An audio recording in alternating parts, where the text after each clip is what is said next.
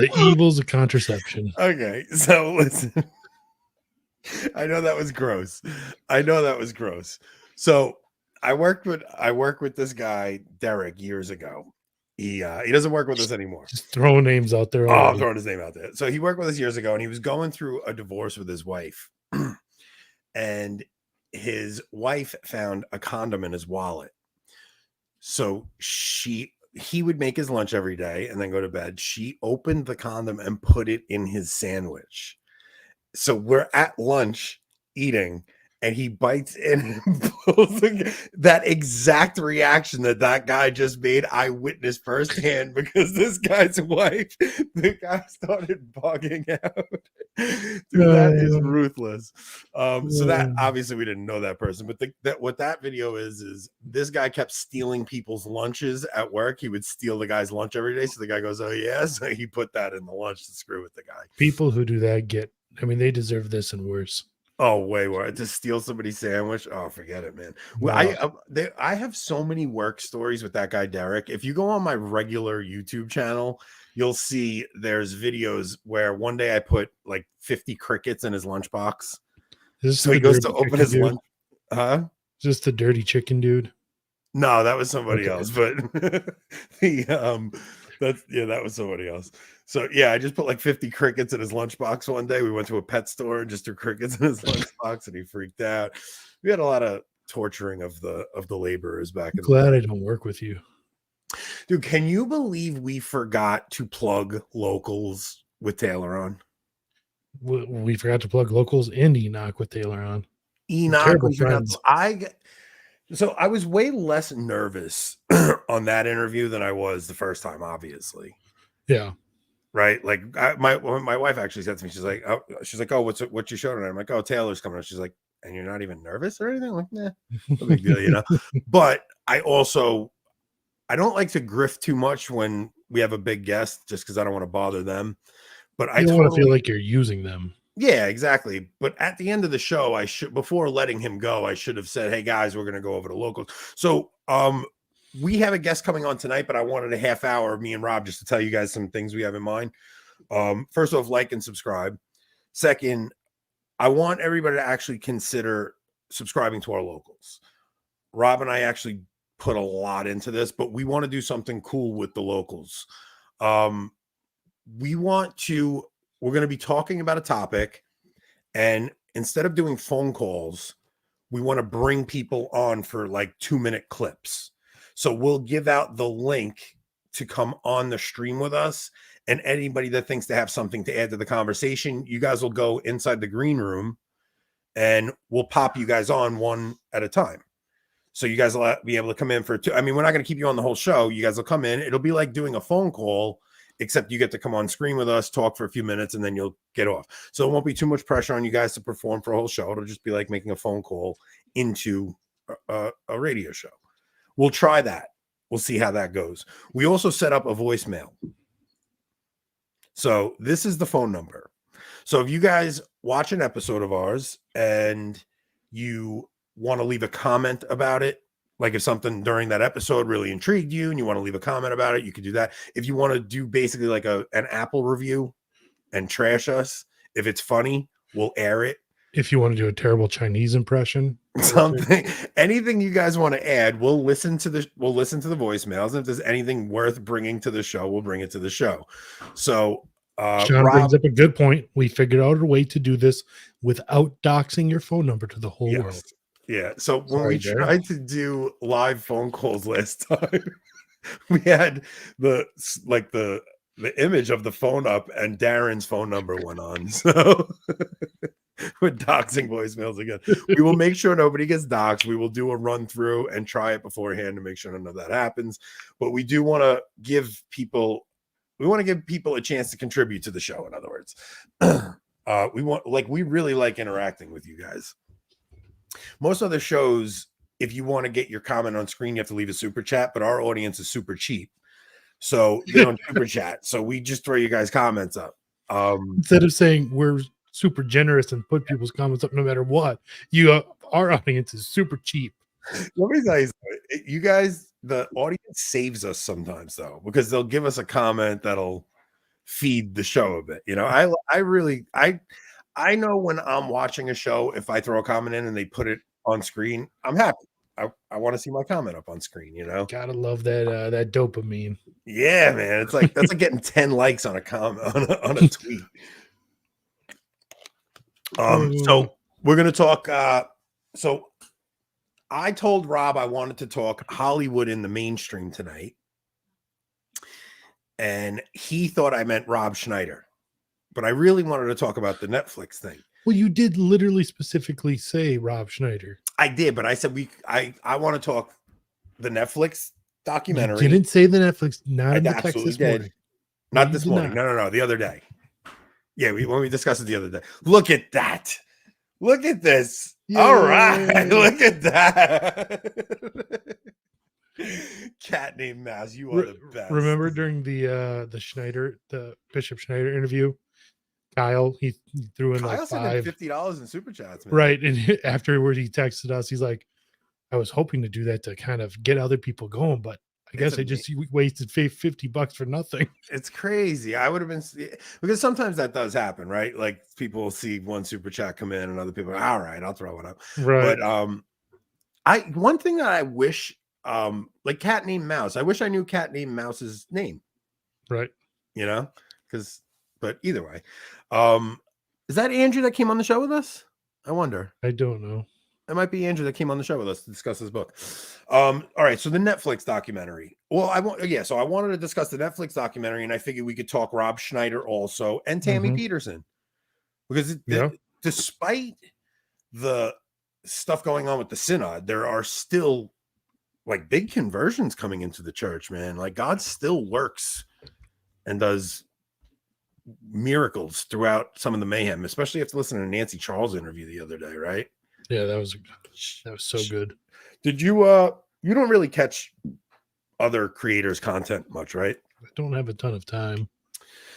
Matt Fratt interviewed that ex-abortionist. I thought that was a good interview. The one that Angela interviewed about a year ago. Oh, I didn't know she did. Mm-hmm. Oh, I didn't know that. Fratt's a year behind the times. Yeah. Biting off. He probably recorded it a year ago, though, to be fair. I was going to shoot Matt a text or an email and tell him to get Nancy on, but I got to ask Nancy first. I don't know if she's up to that, and I didn't want to put her on the spot like that. So someone mail Margot some sea chimps. What is that? Not sure what that means. I'm sure that's a Telegram inside joke. Oh, we also have a Telegram. And we tend to interact there more than locals off air. So if anybody wants to join our locals, Rob will throw that link up too. But okay, so the Netflix documentary. Of course, Rob and I disagree. We are the odd couple, and we never agree on anything. I kind of like The Chosen. He hated it. So the Netflix documentary, you weren't crazy about it, right, Rob? There were parts that when they are, capturing the beauty of I forget the name of the chapel. It's the famous one, the famous royal chapel in Paris with just the walls of stained glass. Like when they're capturing that sort of imagery, it was really good when they were talking to the Parisians about watching Notre Dame go up in flames. Like that was really good. But so much of it was just kind of vapid, secular, like leaning sort of stuff. Like at one point they're talking about the pilgrimages people would do to visit relics in Spain, right? Like the chalice, possibly the Grail that's in Valencia, the Sudarium of Oviedo, things like that. And these people are talking about going on pilgrimage to improve themselves, and and all this just this secular, like materialistic mindset. And it was just, most of those people are just boring and empty. Yeah, there should have been less interviews. I'll give you that. So here's what I liked about it. Yes, that's it. Saint-Chapelle. Okay, so what I liked about it, first off, seeing when they bring the crown of thorns out. That was good. Yeah. Okay, so when they bring the crown of thorns out, you see everybody vested, and it looks like a tradition that they've been doing for a very long Mhm. time, right? With everybody vested like that, they treat it like it's a royal ceremony. Look at this. I Do you give think he'd give us more if we had remembered to remember to mention give him? it proportion to what the channel is worth. Yo, Enoch, we just said we felt bad that we didn't plug your new album, Kinesis, when Taylor was Kanisa. on, man. Kanisa, I'm sorry, Kanisa, not Kinesis. There's a bunch of good songs on that album, by the way. But so I liked how so what a couple of conversations that came up with my wife during this was she was like, but how do we know it's really the crown of thorns? Like the whole documentary is about relics. Yeah. It's a 4-part series about relics, right? And we've been seeing all these insane conversations go on X or Twitter the past 2 weeks with Protestants. And it's kind of driving me crazy because you're seeing all these Protestants not under. Specifically that Ben Zeisloff or whatever. Yeah, he's pretty obnoxious. Yeah, he's bad. And the Five Solas guy, but there's things that they just don't grasp about what true religion is, and how true religion has all of these rituals and these things that we do, and how we have a sacramental worldview. So I was trying to explain to my wife that the crown of thorns may not actually be the crown of thorns. That one I believe is, to be fair, but It very well could be, but regardless of whether it is the actual crown that was on Christ's head, God has chosen to offer it to us as a object for veneration, and miracles have been performed through it, right? So even yeah. with episode 2, they did the true cross. So the story of the true cross, well, even the crown of thorns, it was, I forgot who it was walking, and they saw a dead crown of thorns come back to life.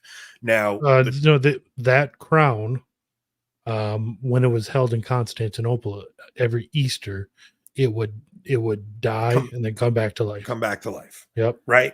Like Sanguinarius's blood liquefies every year on his birthday.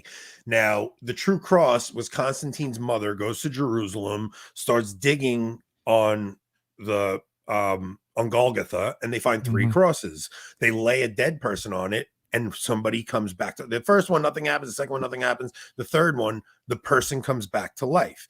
So for whatever reason, God has chosen to perform miracles through these objects. And part of it is because he wants us to realize the gravity of the incarnation, that Christ becomes man, and even things that touched him. Like, we have a very real faith that is very incarnational, and Protestants really don't grasp this. And it brings up very good conversation stuff. So it is a very secular documentary, right? It's not, if it was done, It's not bad. It's not. I don't want to make it seem worse than it is, because it's not a documentary that really calls into question these things, because it really doesn't. It's not. I think they treated it with dignity. Respect. Yeah, with respect and dignity. But you can tell that their worldview is secular. They're like, what can faith in these relics do for the individual? That's how they see it. Yeah, even the woman they were interviewing about her cross, it almost sounded a little superstitious. Yeah. So, like, some of it borders on the way they're talking, borders on superstition. But the idea some that of the so-called miracles that some of those people say, they think like, oh, this happened in our village, and if I had gone there at this time that day, I would have died too. I'm sure it was a miracle. It's like, come on, guys, it's not a miracle, right? It's the water at Lourdes has actual miracles. Yes, miracle substantiated, cures, studied miracles. Yeah, it's things like that. But we have a very incarnational faith, and you could just see how, even watching this documentary, I saw this ritual that they were performing to bring the crown of thorns out to process it.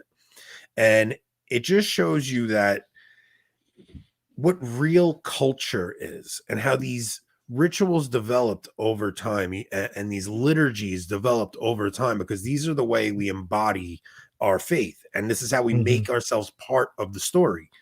So I make this point all the time on Twitter. Whenever I'm arguing with a Protestant, I'll say, name one pagan culture that was converted by Protestantism. Not one. No, they can't. There's not a single pagan culture that was converted by Protestantism. You don't see Protestant missionaries going to pagan or infidel culture. You know, some might go to Muslim nations, but that's about it. And they might go to China, something like that. But mainly they go to Catholic countries. They go to Catholic countries and deconvert Catholic countries. Yes. Right. So what you have is the way Catholicism spreads. Really, I don't like when people say that the liturgy doesn't convert people. That's not the tool of the liturgy, because it actually did for centuries. When they would march these processions through and these beautiful liturgies that they would have, it would intrigue people and they would want to know what was going on. It was why you would take the catechumens and remove them from before seeing the second half of the mass of the faithful. We would keep our mysteries guarded, because those mysteries, there's something intriguing about them that makes you want to witness them, you know. But you see through the documentary just what real culture is. It's why culture inspires art and beauty and all these things, like architecture. You think about the cathedrals we built. The idea of what you see happening today with even Black Lives Matter and all these people ripping down statues, that's what happened during the Reformation. They went in and they ripped down a culture. So when you hear, the most ironic thing is when you see a Protestant talk about the New World Order, because they're the originators of the New World Order. Martin Luther is the godfather of the New World Order. The Old World Order is Christendom. Mm-hmm. So when you see what happened during the Reformation, of them going and ripping statues down and destroying all the altars and all these things that they're doing, that's basically what you're seeing today with them ripping down our culture today, because they have to make you forget what came before in order to put some new program in. Except the difference now is it's not them doing it, it's us doing it. Like what they did with the Berlin Cathedral. So did you see that? Yeah. So wait, what does it say? Protestants once went to a Middle East village to preach, but found the village was Catholic and asked them who converted them. They answered Paul. That's great. So wait, what did you just say, Rob? Because well, I said the difference between the Protestant iconoclasm and what's happening now is it's not the Protestants doing it now, it's Catholics doing it now. Oh, okay, that's it. So I'm reading because Cale Zeldin's coming on. I'm reading The Stripping of the Altars. I think that's what it's called. Yeah. I think it's called. Mike, it's the Michael Davies? Eamon Duffy or something. Oh, never mind. So, hang on, I was just reading it last night. Let me just make sure I got the right book, because it is wild. What I'm learning right now is about these. Yeah. Let me see. The Stripping of the Altars, Traditional Religion in England, by Eamon Duffy. So all of these practices and rituals about how integral the faith was during the Middle Ages, and how all of these little processions and holidays and everything was focused around the local parish. That it involved, if women wanted to meet a suitor, that would have to do with something going on at the parish, and all these weird things that they were doing, that it was such an intense Catholic culture going on at that time.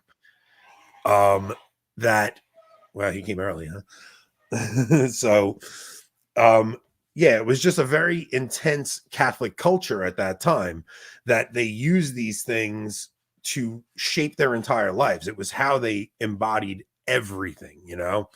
Yep. So now to go through, I know that's a far jump from the Netflix documentary, but you do see a lot of these older rituals and older liturgies still in practice when involving these relics, because they've been doing this thing that involves this relic for centuries, you know?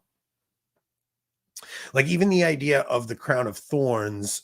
Can he hear us in the green room? John, if you can hear us, just hang out. We're just talking about something for 2 seconds. So we're bringing John Frankman on.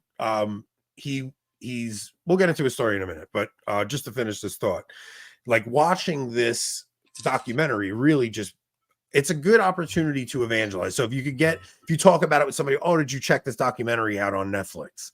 Get somebody to watch it, and it might intrigue something in them. It might start a conversation with somebody. That's always what I'm looking for in these things, right? Even with The Chosen. The Chosen, I never thought of it as a Catholic show.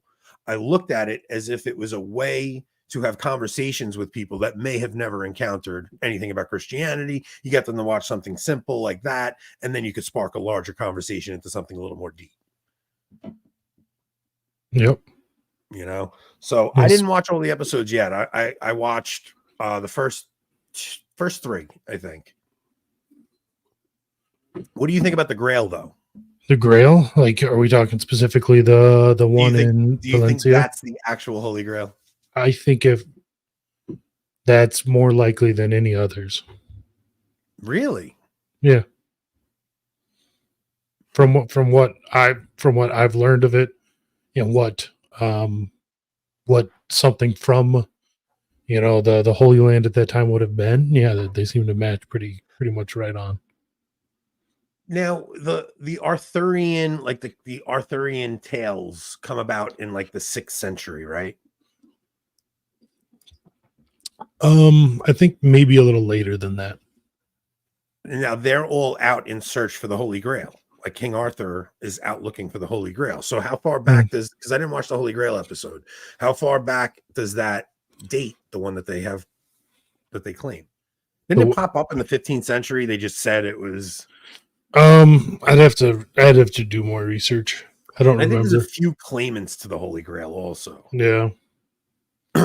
So, all right, pop up the voicemail number once again. We'll do it again at the end of the show. We're gonna bring a guest on, and then tonight on Locals, we have, what do we have on Locals when we go over there, Rob? There was a couple of stories that we both sent to the thing. We had there's a UFO and alien story that I wanted to get into that might even work with John when John comes on, because it has to do with the government and stuff. But then you sent we have the recent survey that shows the percentages of newer ordained priests as to whether they're conservative or liberal. So yeah, and they seem to be trending conservative.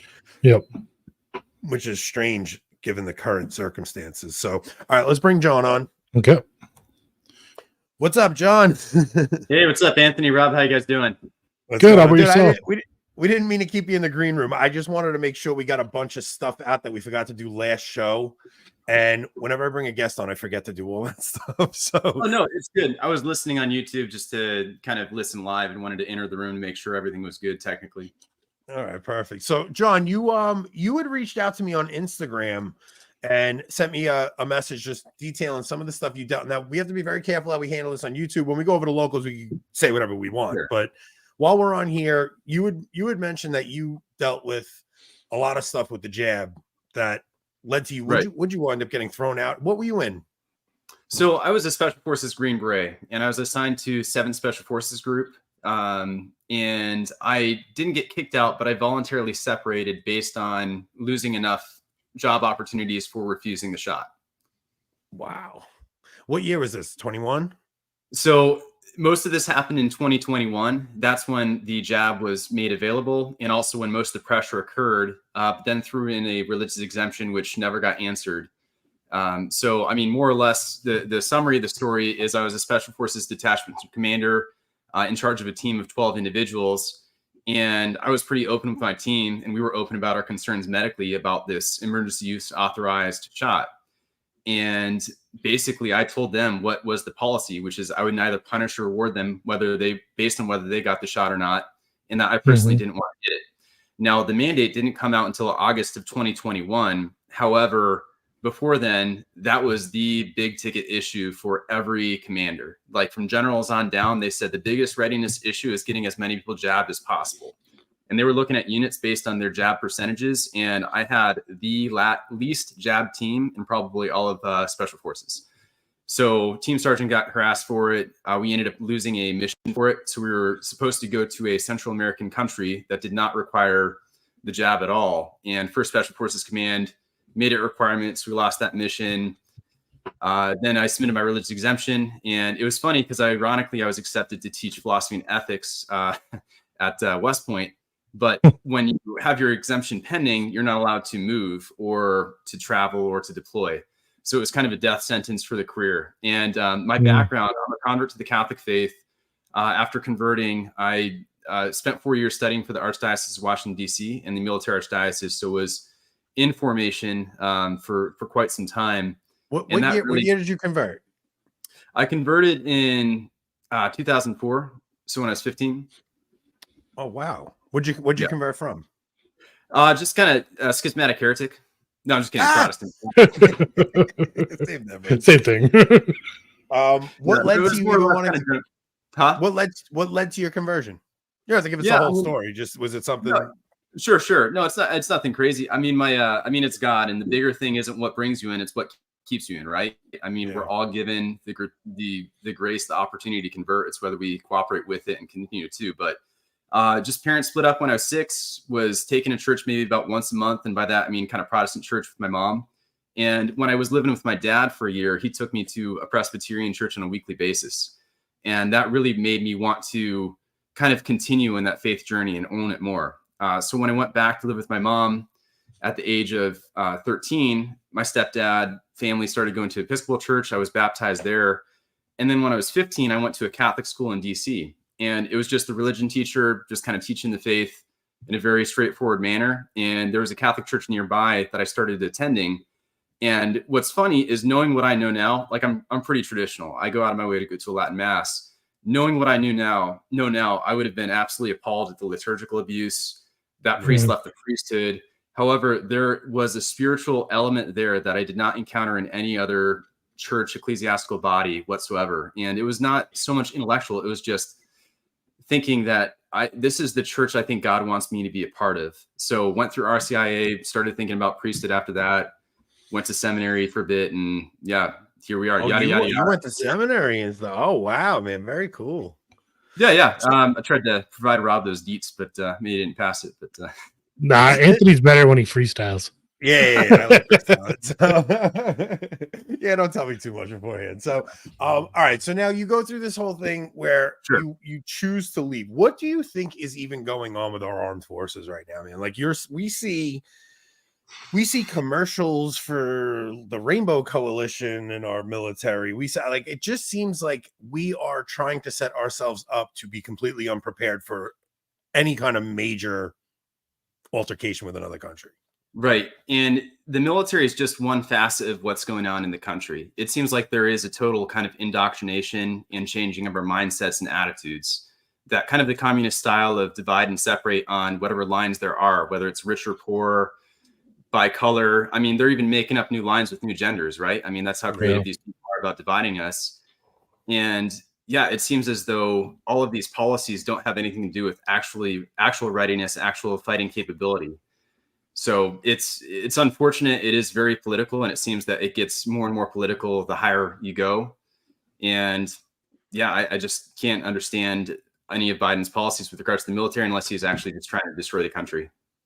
What did you think of?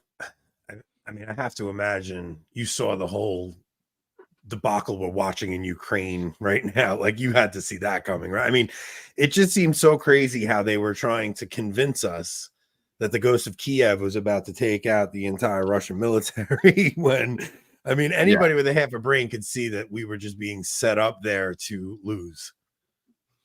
That was an interesting story. I didn't really get into that too much. I kind of followed big scale on just listening to guys like Ted Cruz talking about, hey, we're making all these bad policy decisions.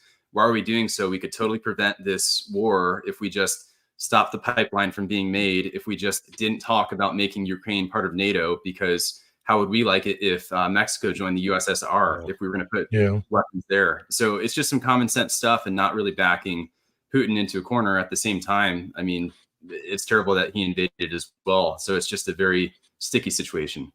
What would you say to people in this situation? So 2 of my sons really want to join the military. I'm concerned they would make great warriors, but the military isn't the same when I was in. What is that? What do you recommend?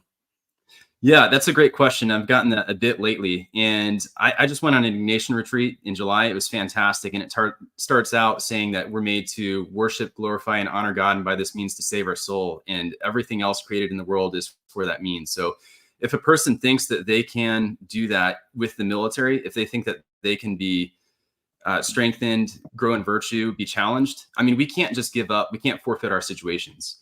I'm sure you guys have read the Benedict option, but we can't like completely retreat. And the military is one of those organizations that we can't completely give up. So as long as you're not being asked to do something that is completely against your value. So let's say that the COVID shot was around. I would say you can't enlist while the COVID shot is around. You can't join because you will be doing something that, in my opinion, is contradictory to the faith. However, you need to be willing to die for your faith in any way. And we don't necessarily become saints by just trying to play it safe and live in these kind of Catholic Amish communities. We will be in situations that get challenged. Now, I made my decision to leave because even though I made it through the COVID vax mandate, I had lost out on opportunities to deploy. My team time was shortened up. I wasn't allowed to go teach philosophy and ethics at West Point. And obviously, God has been kind of guiding me and using me lately in this kind of journey.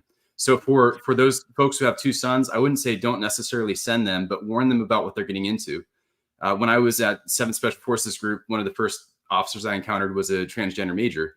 And I had to find ways to not call this individual ma'am because that would go against my religious belief. I'd be lying to the individual. But just trying to How'd you do it?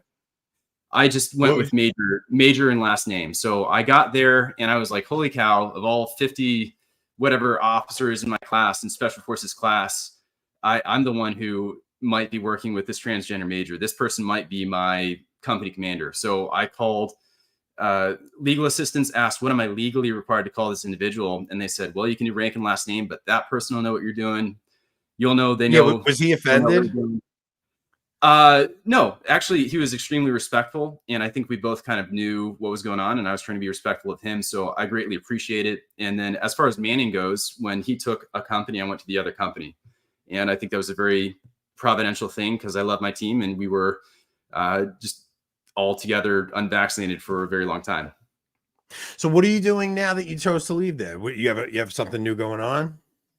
So I really think that God's will for me is to kind of fight and speak out about this. So I went on an Ignatian retreat from July 12th to the 20th, and that was to try to discern what next steps does God have for me. And it was, praying about, all right, well, we were in seminary before. Do we think about this again? Do we think about whatever else? And then it was on the feast day of St. Ignatius is when my op-ed article got published. That kind of got me talking to you guys and other news organizations. So I think it's trying to fight for this country, getting involved politically, doing so as a very outspoken Catholic who's just grounded in the faith. And right now it's trying to really push for reforms with regards to the COVID shot mandate. So I'm going to go up to DC, try to talk to different congressmen about getting amendments in, getting investigations, and just it's opening different doors. So we'll see where those doors open. My first video on this channel was me talking about the mandate. That's how this channel started. Wow. So I was put in a situation where I was told, if I don't get it, I'm going to lose my job. So I had this whole conversation with my kids about it. And I was like, listen to me. I was like, you guys are going to come up on things in your life where you have to draw a line in the sand. And you can't cross that line under any circumstance because you'll never be able to look yourself in the mirror again. For me, this shot was a line in the sand. And I had to go to my boss and I said, you will fire me before I get that thing. So luckily I was able to find, the company I work for required, because of Father Matthew Schneider's article that he wrote, and because of Pope Francis, they wouldn't accept a generic, like Bishop Schneider's letter where he talked about abortion and, aborted fetal tissue. So they said, no, your Pope is saying this. And they used Father Matthew Schneider's article. And they said, no, this is all undone here. So I had to actually have a specific priest write me an exemption saying that him as my spiritual director is guiding me not to get it. So luckily I was able to do that and I was able to keep my job. So did they drop all those mandates in the Army at this point, or are they still requiring? They did. Yeah, so they dropped the mandates. What happened is the mandate went into effect August of 2021, and then there was this big push to deny the mandates as quickly as possible. For the Army, what they did is they extended it out. They saw that there was going to be legal problems by denying them, because then you can get lawsuits pushed forward. The mandates went away December of 2022 because enough Republicans kind of got spines, were like, hey, we got to stand up for this. So they kind of threw it out. So it's gone now. People who are kicked out have not been reinstated. People who've been kicked out, they have not gotten their discharges raised to higher. And there's absolutely nothing that's preventing the military from doing this again, because all the mandate did, all the rescission did, is just throw out that one order. So they can make another order like that, and all the lawsuits are getting dismissed as moot because the mandate isn't in effect. So trying to get those lawsuits pushed through and trying to get some stronger teeth to the amendments right now. So you basically got let off on a dishonorable discharge? No, I got honorable. So I separated. So I chose to separate. So basically what happened is that the mandate came out. Well, the shot came out in 2021. I didn't get it. Lost out on mission and training opportunities. Then left my team early because I wasn't vaccinated. The rest of the team ended up getting the shot. Yeah, I'm just giving you clip notes version here. Yeah. And was accepted to teach philosophy ethics at West Point. Wasn't allowed to PCS or move because the rule was that if you aren't vaccinated, if you have a religious exemption pending, you can't PCS, you can't move, you can't travel, you can't deploy. So as a Special Forces Green Beret, when your really job is to be in deployment, to be overseas, then lost out on enough opportunities that I chose to step out of the Army. So basically, I mean, we get to like August of 2022, and we have a 2-star general that comes, and they're having a town hall meeting. So it's basically like, ask whatever questions you want. So kind of joked with friends, hey, should I ask something? I don't know. And one buddy joked with me that my tombstone needs to say, if I don't say something, who will? So I just raised my hand and said, yes, sir. John Frankman, over in this battalion. 2 weeks ago, the CDC said there's no distinction between how people who are vaccinated or not vaccinated should be treated. That said, there's 30 of us who haven't received it, and we can't deploy, we can't travel, we can't move. Also, I've had my exemption pending since last October. That said, is there any talk about dropping this thing? And when are we going to hear back from our exemptions? And he just kind of says, like, have you heard of Novavax? And I just shout out, yes, sir, it uses aborted fetal cells. So this kind of company line is trying to say that, oh, we need to find something. It's just this weird understanding of religion, the whole process. So when you submit your religious exemption, you have to talk to a chaplain. The chaplain then checks and verifies that your religious beliefs are legit and that they're religious. So there's this kind of misunderstanding that faith and reason aren't joined together. Another definition in the Catechism of Sin is it's an act against reason. So if I can come up with logical reasons why I shouldn't get a thing, that should be enough. But they have this idea that your religious belief has to be some kind of a fairy telling you, hey, don't do this thing. This is a message from the divine, from the ether.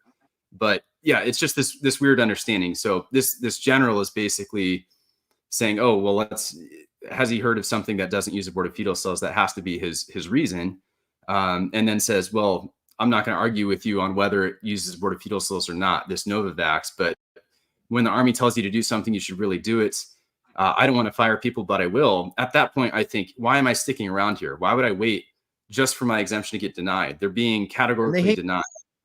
Yeah, the whole exercise of that jab was an exercise in getting people to obey, not just in the military. It was everywhere. It was just a matter of they wanted people who would otherwise never have gotten it to disobey their conscience so that they could wear you down. Because once you go and do something like that, the next time something bigger comes along, you've been conditioned to disobey your conscience, and you'll disobey it again, because that's how the conscience works. The conscience works.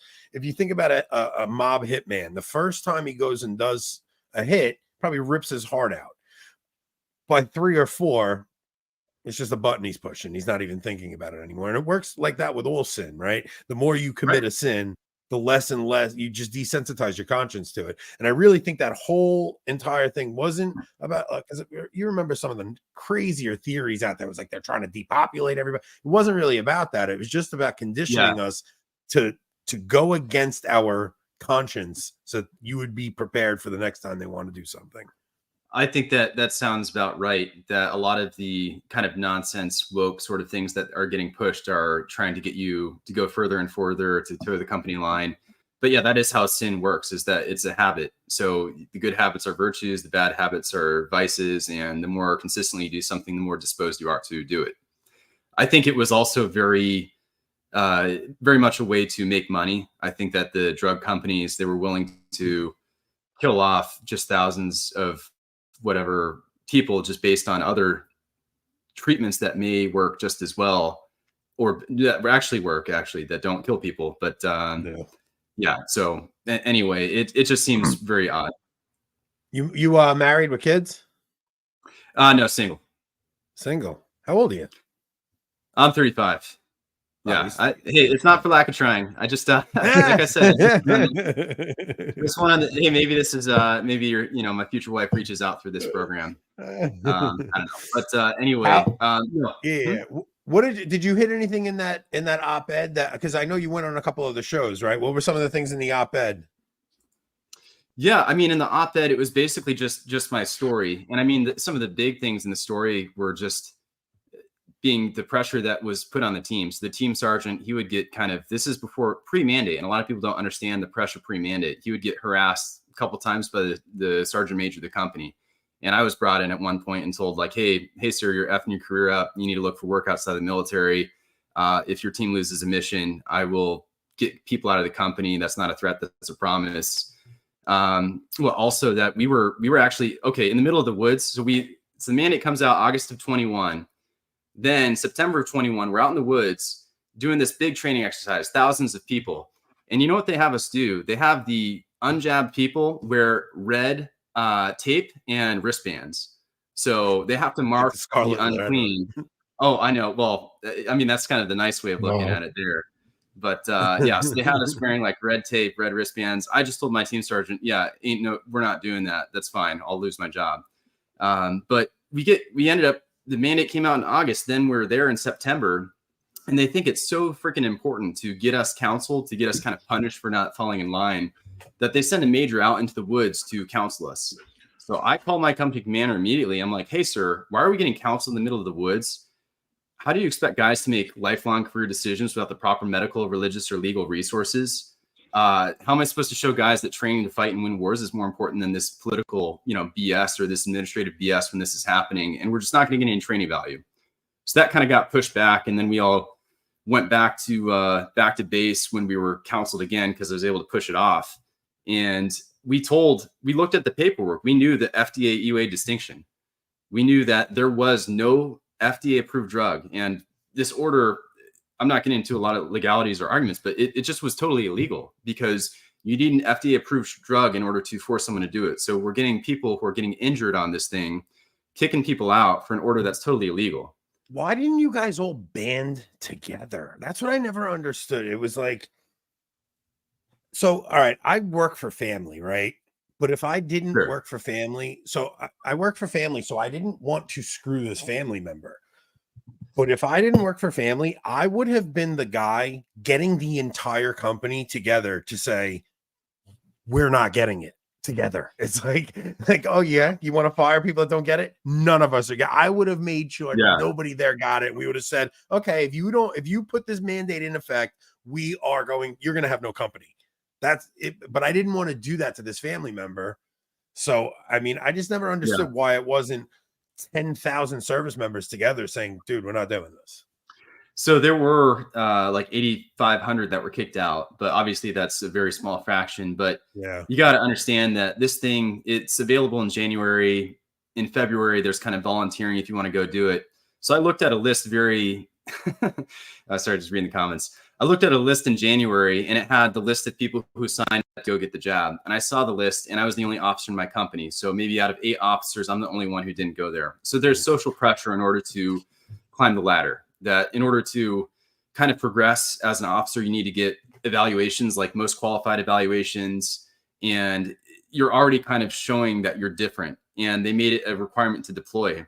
And being in a competitive environment in special operations where you're working for deployments, now that Afghanistan is gone, we're fighting over like training missions in just Central America, South American countries. So there was a lot of that going on, and they just did it so slowly that a lot of people kind of did it based on the pressure for the readiness issue. But then as soon as, so for instance, my team, we had a mission taken from us. It was funny. We were out in Arizona. We were doing military free fall jumps. So basically skydiving out of planes, 14,000 feet, oxygen equipment, nighttime. And that week is when First Special Forces Command changed the rule. So I talked to my company commander. He's like, hey, John, I know your team doesn't want the shot, but what's it going to be? Are you guys going to get the shot? Or are we going to take the mission from you? Well, I said, hey, sir, I only have one guy who's willing to get it. So I guess you got to take the mission unless you're willing to accept national immunity. I'd had my blood drawn to show that I had national immunity. And he said, no, we're not willing to accept that risk. So it's just insanity. But that's just kind of, they use legal and illegal means to try to coerce us into. Huh? For a cold. Yeah. Some people got knocked out a little harder than a cold. But, come on. But I don't know. A couple of my guys, my team, they got hit. But I don't think that I think some people, and I've had people come up to me and tell me about problems they've had after getting the jab. So, you know, as bad as whatever this cold is, you know, I was actually yesterday, I was with Carolina Stancic, and she is 23, National Guard. And since getting to Moderna's has had 2 heart attacks and a stroke, or 3 heart attacks, a stroke, and other issues. And it's nuts. And she was running like 10 miles at a time a week beforehand. So, you know, tell her that this thing's safe and effective. And actually, when we got counseled, it was pretty fun. We got counseled. I wrote in my paperwork, like, you say that this is safe and effective. Well, one, we've had this many deaths in the VAERS system, Vaccine Adverse Events Reporting System. I think it was like 6,500, maybe 13,000 at that point. I think we're up near 40K now. And I put that it's not safe. We've had this many deaths. It's not effective. People are still getting COVID.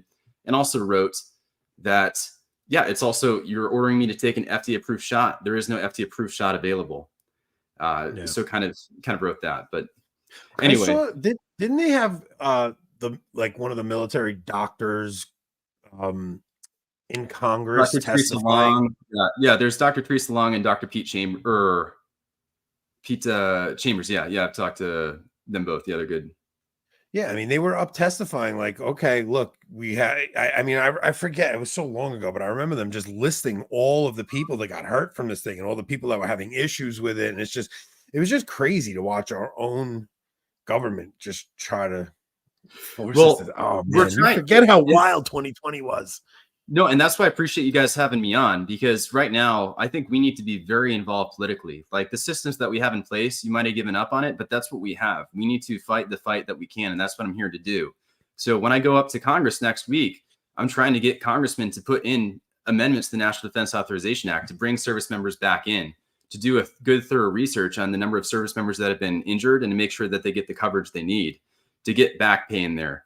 To, instead of getting this freaking DEI woke nonsense training, let's get some constitutional training in there. Why do we have to do some click slides, make sure that you don't get, phishing or whaling hacking, and we're, instead of doing like a year train up on the Constitution, and also getting actually hearings. So I'm ready to testify. We have other individuals ready to testify in front of Congress to try to show that SecDef knew what he was doing when he mandated an order that was illegal. And they knew what they were doing when they made us take something that caused heart issues in young men. I mean, it's just crazy. We have guys go to dive school and die, which you have to be just super healthy to go do. I mean, I was on a free fall team, which was pretty fun. We joked that we had to eat donuts so we could fall faster. But how insane is it to jump out of an airplane, dude? like the first time you did it, was the first time you did it in the military, or did you do skydiving before that? Oh, it was in the military, yeah. So static line was fine. I mean, I remember that. It was definitely nerve-wracking there. But so there's a big difference between static line and military free fall. So static line is about 1,200 feet. You jump out, your chute opens within 6 seconds, or else you pull your reserve. That's like what typically people that go skydiving are doing. No, that is not that. No. So that is just the military. Yep.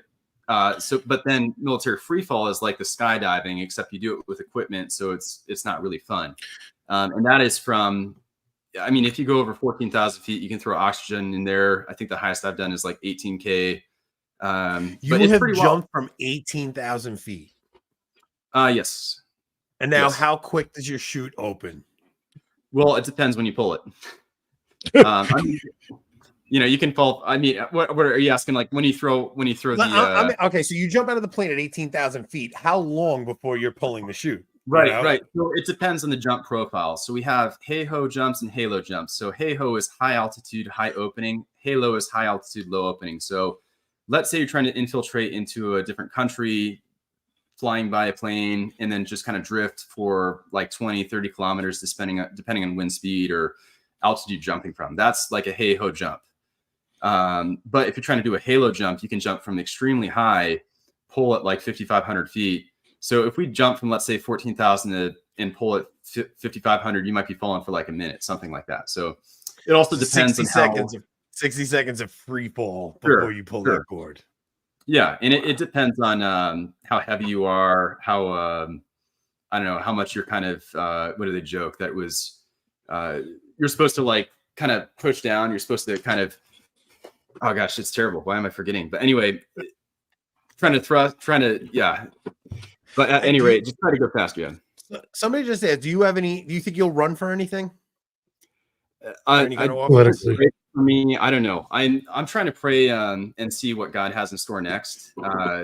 Definitely thinking of getting involved in some way politically. Not exactly sure right now.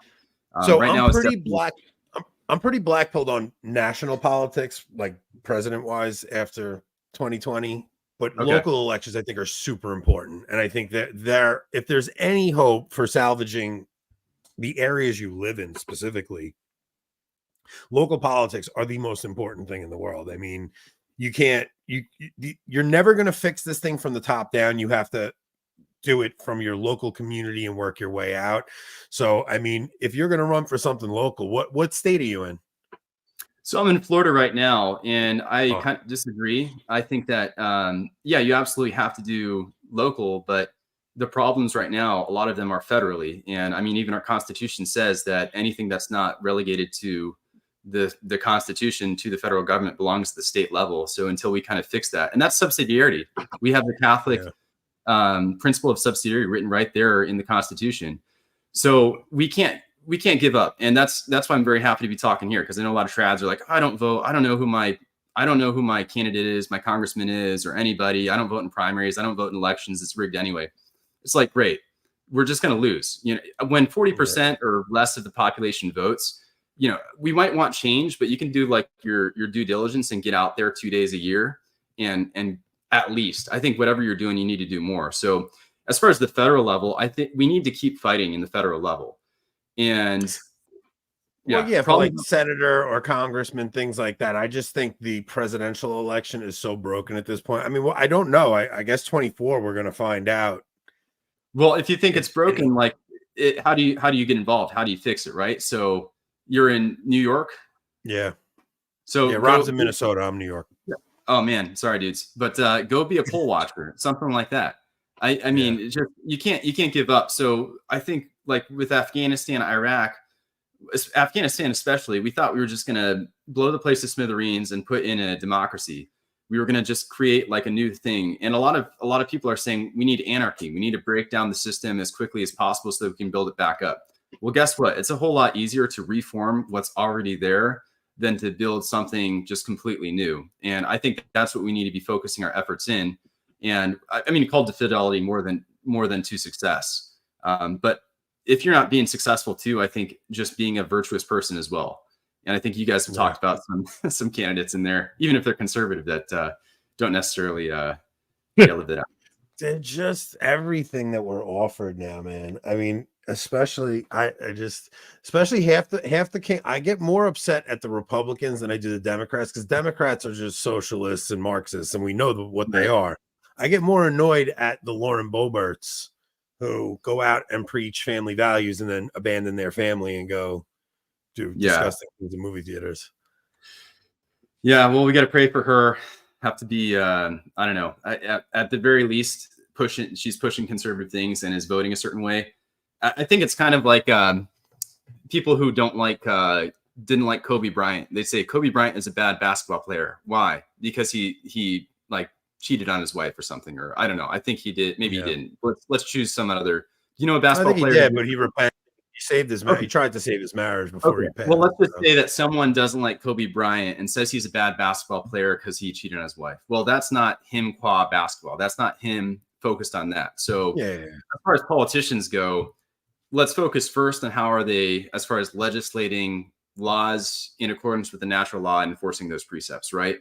We shouldn't just have people who don't live it, family values, says the single guy, but still trying to do well. Hey man, I told you trying to pray about it, but not like I'm trying. So I don't know. Emily wanted you to tell us about the operation.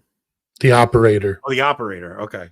Yeah. So Emily's the one who actually asked me, told me that we should get you on. So yeah, no, she told me to get on here too. And she said, loosen up. I told her I'd go to a couple normie masses beforehand to make sure I was loosened up.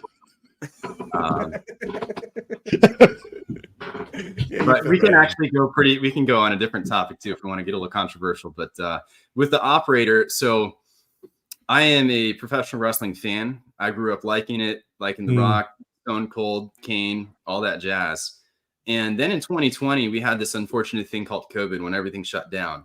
But Ron DeSantis, governor, in all of his wisdom, decided that the WWE is an essential service. So I subscribed for a month of the WWE network for free. Check it out. Still subscribing and decide. Nice. Mrs. Homemaker watches WWE. So I go to WrestleMania the next year. And then as I'm getting out of the army, I kind of like, I enjoy wrestling. I'm like, well, maybe I should give this a shot. So I ended up attending an 8-week professional wrestling school. So Flatbacks Wrestling School here in Orlando, and go through the trainings. We're doing all the bumps, clotheslines, body slams, running the ropes.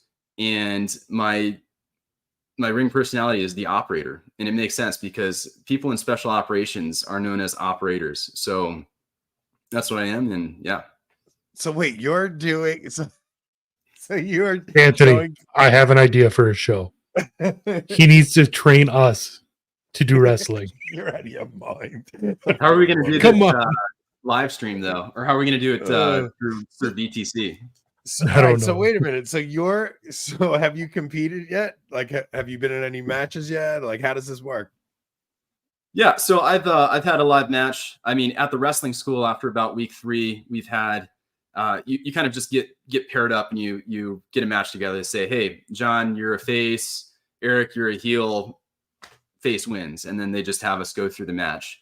I've had one live match with a promotion in Milton, Florida, Coastal Wrestling Federation.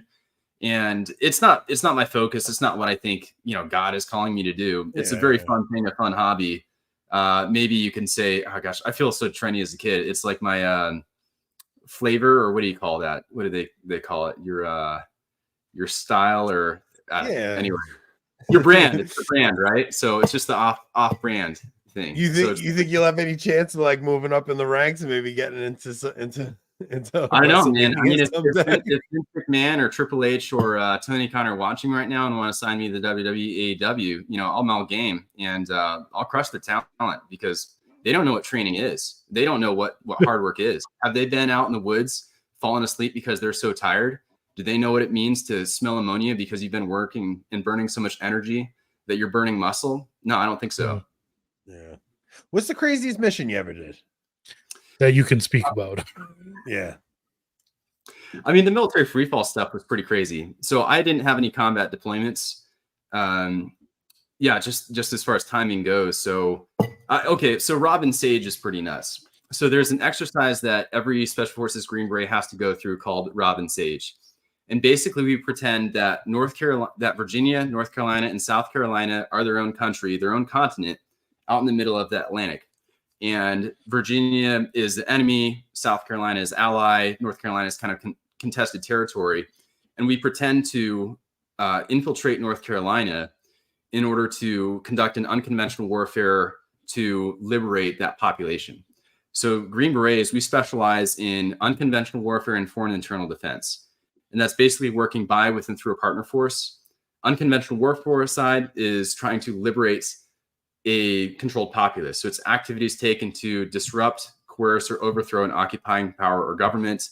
Foreign internal defense, on the other hand, is if you're on the side of the government, but you're trying to get rid of an insurgency of some sort. So with Rob and Sage, we go in, you actually you LARP. You're basically live action role playing, LARPing, pretending. Yeah, like, it sounds hey, like an awesome game of like souped up paintball, man. It sounds like, obviously more serious than that, but sure. Yeah. So you're pretending that you're infiltrating into this country. You're living with this people. They might hire some college students or something that you train how to use guns, how to implant explosives, other things like that nature. You're doing key leader engagements with people who are pretending to be, big bad boss lords or something like that. So it's just a pretty interesting exercise, and you basically do time jumps. So you might have 3 days is January, and then days 4, 5, and 6 is 6 months later. So it's pretending that every system that you put in place the first few days carries on, and you just don't forget the training you have there. So it's really solid, and very grateful for it. That's pretty cool, man. Oh man, is there anything I didn't touch on that you think that I should have?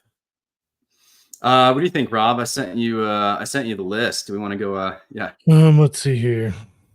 Well, I guess first off, what can we do to help you with what you're trying to do, or what can we do to help in this endeavor? Yeah, besides voting, right? Because today was election day, so obviously go out and vote. But no, I mean, if the only thing you're doing is voting, then you don't deserve a free country.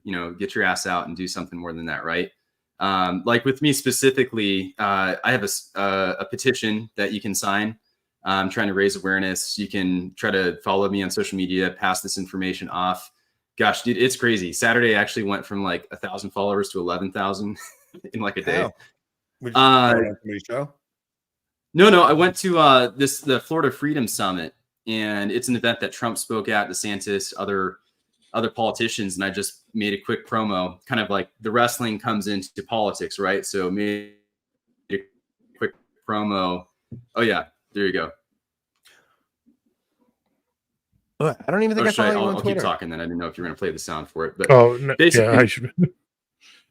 Yeah, let's just hear the promo. Rob, put it on. Hey, what's up, everybody? I'm John Frankman. I'm an ex-Special Forces Green Beret who left the military because of the COVID shot mandate. No one should ever be forced to take an experimental drug. I'm here at the Florida Freedom Summit in order to raise awareness on the issue and ensure our rights are never oppressed again. If you want to join me in this fight, follow me on social media and share this video with a friend. Thanks. Man, you got more followers than me, John. Yeah, that's had like 600. Well, yeah, I mean, I didn't as of Saturday, but yeah, I was about to cancel the show because I'm like, oh man, I only go on shows with people followers on Instagram. That would have been good. No, my congressman ended up quoting it, saying John is a personal hero of mine. So Matt Gaetz, he did that for me. Oh, that's awesome. I don't know. Yeah, it's just taken off. So it's really helping give a platform. So I think if you can help sign the petition, if you can help me raise awareness on the problems going on, that even though I'm just talking about a military thing, it's just one line of effort. I mean, this is in every sector. Look at how big pharma is trying to control us and big tech. And now we have oligopolies. We have certain sectors where 70 to 80% of everything is controlled by a few companies, and they control the companies in that sector. And they also control the legislative side of it. And there's this like weird kind of intermixture of it where it's just very incestual, and it makes it harder for middlemen to come in. So we really need to just be trying to fight to take our freedoms back. And so I'm of two minds about it, because I don't see any way around a total system of control coming down the road. I don't see any way around it, between central bank digital currency and all these different things. That the way that tech and artificial intelligence and all this stuff is working, I don't see any other way around it than a total system of control. But I also think that we need to fight them with tooth and nail and not make it easy for them, no matter what. Right. It's got to be the fight of our lives to prevent it. But yeah, I mean, there's the secular order, and we just celebrated the feast of Christ the King, and Christ, he is the King. He is our God and Lord, and he is the King over the eternal aspect of it. And that's the most important, but also in the secular order as well. And anyone he puts in power because he ordains it. And I know you guys know Father Ripperger, but he talks about we get the religious leaders we need. So obviously you guys understand that the most important thing you can do is being a good God-fearing person, to really understand God's will more through just kind of mental prayer, discernment, staying close to the sacraments. And doing that, if you're praying to God, that's going to help give you the inspiration to know his voice and to know how to discern it. And what are those little things that he's asking you to do? Is he asking you to donate more? Is he asking you to get involved? And it comes from the spiritual life. It's not just this kind of activism. And once you're doing that, I mean, that's just kind of the spiritual aspect. But what I would say just kind of politically is, understand who your primary candidates are. If you want to help me, share my information, share my videos. I usually tell people, hey, don't follow me, follow Jesus Christ. But after you do that, you can follow me on social media. I thought that's why I wasn't getting followers at first. I'm like, oh, they're just following Jesus, not me. Well, I guess that's good. Yeah. Oh man. Yeah, I really do. I do think there's some scary times coming ahead if we don't put up a big fight. So what were we gonna say, Rob? To say one quick question here is, who is your favorite Catholic celebrity? I mean, that's a crazy question. I mean, I was just talking about the other guy. I mean, Mark Wahlberg is super funny and great, but I mean, I love Mel Gibson too, and obviously he's kind of a little far out there as far as what kind of church he goes to, how kind of canonically we're talking here. Little fede. Actually, yeah, that's the one thing we didn't get into, but we, depending on if you want to, but so they're great. I mean, Jim Caviezel, obviously, he's just a very holy, prayerful man. Yeah. I don't have a favorite Catholic celebrity. Yeah, whichever one's giving you the most attention at the moment. Yeah, exactly. Whoever's going to come on our show for an interview. Oh yeah, so that's such a tough thing. You guys had Dr. Taylor Marshall on. How am I supposed to follow up on that? And actually, when I was Taylor's pretty cool, man. I mean, I've both times I asked him to come on, he came on. So I for a guy with 500,000 followers and everybody, I mean, he's the guy, right? Everybody wants Taylor Marshall. And I reached out to him the first time he came on, and then I tried to give him a nice long break in between. And I reached out 2 weeks ago. I was like, yeah, come on, no problem. Pretty cool. Ask him if he'd have me on. That could probably help for sure. As far as getting kind of the voice, understanding what's happening with the military and trying to get people politically active. What was that? What were they saying? Don said, I'm disappointed that I'm not your favorite Catholic celebrity. Yeah, I have more followers than you, dude. Exactly. John's the celebrity. I am not. Oh man. Yeah. All right, John, this is very cool, man. Thank you for coming on and giving us your time. If there's anything you want us to promote, just let me know. We'll put it in the show notes or anything, but guys, go follow John. It's actually just John Frankman, right? On Twitter. I got the handle in right there. So Johnny Franks. Oh, Johnny _ Franks. And I did put in the petition into the live chat. I'll put it in the description after the show. Oh, let me ask, do you mind? So I have a friend who her brother, the brother is a seminarian with the Institute, and her brother, he just had a motorcycle accident. So that was Saturday night. He's in tough condition. So do you mind if I lead us in an Ave for him? No, of course. No, definitely. All right. Nomine Patris et Filii Spiritus Sancti. Amen. Ave Maria, gratia plena, Dominus tecum, benedicta tu mulieribus, benedictus fructus ventris tui, Iesu. Sancta Maria, Mater Dei, ora pro nobis peccatoribus, nunc et in hora mortis nostrae. Amen. Nomine Patris et Filii Spiritus Sancti. Amen. Yeah, his name is Ben, so please pray for Ben. I've never heard anybody say the Ave Maria that fast, dude. That was good, though. That was fast. Well, yeah, you just do your rosaries in Latin, and you get quicker. I don't know. That's true. Yeah, definitely. All right, guys, we're gonna go over to locals. We're gonna try this little thing where we bring somebody on with us and see how the phone call thing works on locals. John, thank you for coming on, dude. Like I said, if you need anything, just reach out to me and I'll help promote it for you. If you got any other shows you're gonna go on, let me know and I'll promote that for you. And cool. We'll go from there. Thanks for coming on, dude. Sounds good. Thanks for having me. See y'all. Yep. See you, John. All right, Rob, you and I will jump over to locals. Yeah, got it. All right. So here's how locals works. We go, anybody that's watching live and isn't a subscriber, you can go and watch for free right now. If you're catching the replay, then you have to, it won't be for free. So we offer it to anybody that watches right now. You guys can come in and watch it for free. But other than that, you guys are gonna have to pay if you catch it on the replay. Also, if I forget to switch it over to paid, you'll get to watch it for free longer. Oh yeah, you do that sometimes, don't you? Oh yeah, I do generally forget that. Rob doesn't actually want to grow the locals. I'm the only one that does. All right, take us out, bro. Okay, give me a second. What video? We'll go with this one. This goes out to all you men out there who are inclined to submit yourself to the lowest faculties in the most pathetic manner. You effeminate man think you were created in order to consume endless amount of pleasure without any consequences? Put your damn video games and smartphones down and pick up something heavy. Do something arduous for once. Pray daily. Submit yourself under the interior discipline. Learn a trade. Buy some land. Get married and have lots of kids so that may you one day raise a generation of virtuous warriors. Learn the rules of the retrograde. Done with y'all.